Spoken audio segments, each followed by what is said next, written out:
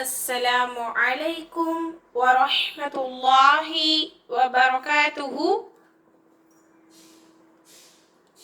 حديث نمبر 22. قال رسول الله صلى الله عليه وسلم إن الله رفيق يحب الرفق. إن الله رفيق يحب الرفق. நபி ஸல்லல்லாஹு அலைஹி வஸல்லம் அவர்கள் கூறுகின்றார்கள், நிச்சயமாக அல்லாஹ் மென்மையானவன், மென்மையே விரும்புகிறான். நிச்சயமாக அல்லாஹ் மென்மையானவன், மென்மையே விரும்புகிறான். ஆதாரம் புகாரி ஷரீஃப் 6922 ஹதீஸில் பதிவு செய்யப்பட்டிருக்கிறது. நபி ஸல்லல்லாஹு அலைஹி வஸல்லம் அவர்கள் என்ன சொல்றாங்க? அல்லாஹ் மென்மையா இருக்கக்கூடியவன். அல்லாஹ்வுடைய குணம் எப்படி மென்மையா இருக்கும், அதே போலதான் அல்லாஹ்வும் மென்மையா இருக்கக்கூடியவர்களை விரும்புகிறான். அதுக்கு என்ன அர்த்தம்? காரணமே இல்லாம மற்றவர்கள் மேல கோபப்படுறது, ஆக்ரோஷமா பேசுறது, அவங்க மனதெல்லாம் புண்படுற மாதிரி பேசுறது இருக்கக்கூடாது என்பதுதான் இந்த ஹதீஸுடைய முக்கியமான கருத்து. நம்ம எப்பொழுதும் என்ன செய்யணும்? மென்மையா இருந்தோம் அப்படின்னா அல்லாஹ் நம்மளை விரும்பக்கூடியவனா இருக்கின்றான். சுப்ஹானல்லாஹ். அப்ப இது எவ்வளவு பெரிய விஷயம்.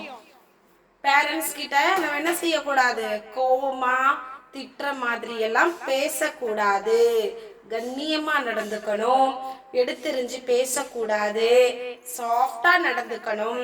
ஏதாவது யாராச்சும் கேட்டாங்க, யாராவது கோவமா பேசினாலும் கூட நம்ம சாஃப்டா மென்மையா பேசணும். அப்படி நம்ம மென்மையா பேசணும் அப்படின்னா நம்மள அல்லாஹ் விரும்பக்கூடியவனாக இருக்கின்றான். சரியா? அதுதான் நபி ஸல்லல்லாஹு அலைஹி வஸல்லம் அவர்கள் சொல்லி இருக்கின்றார்கள். இன்ஷா அல்லாஹ் மென்மையா நடந்து போமா? இன்ஷா அல்லாஹ். ஏன்னா யார் மென்மையா இருக்காங்களோ அவங்கள அல்லாஹ் ரொம்ப விரும்பக்கூடியவனா இருக்கின்றான். அல்லாஹ் விரும்பக்கூடிய நபர்களாக நம்மளை ஆக்கி வைப்பானாக. ஆமீன்.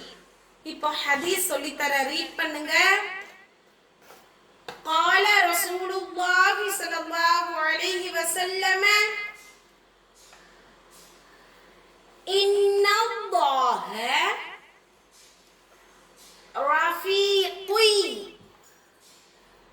رفيقي يحب الرفق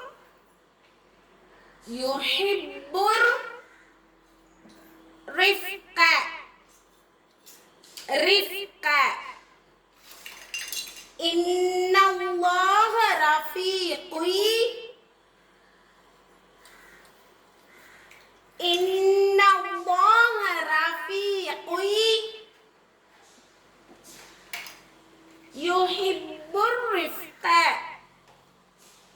يحب الرفق. إن الله رفيق يحب الرفق. இன்ஷா அல்லாஹ் ஸ்கிரீன்ல தெரியறத நீங்க ஸ்கிரீன்ஷாட் எடுத்து பிரிண்ட் அவுட் எடுத்து நோட்ல ஒட்டிடணும். ஹதீஸ் இன்ஷா அல்லாஹ் புரிஞ்சதை தமிழ் தர்ஜுமா சொன்னா போதும். இல்ல நான் சொன்ன தர்ஜுமாவை தவிர்த்து எக்ஸ்ட்ரா தெரிஞ்சிருந்தாலும் தாராளமாக வீடியோல சொல்லலாம். ஹதீஸ் நல்லா தஜ்வீதா மனனம் செஞ்சு போடுங்க. அஸ்ஸலாமு அலைக்கும் வரஹ்மத்துல்லாஹி வபரகாத்துஹு.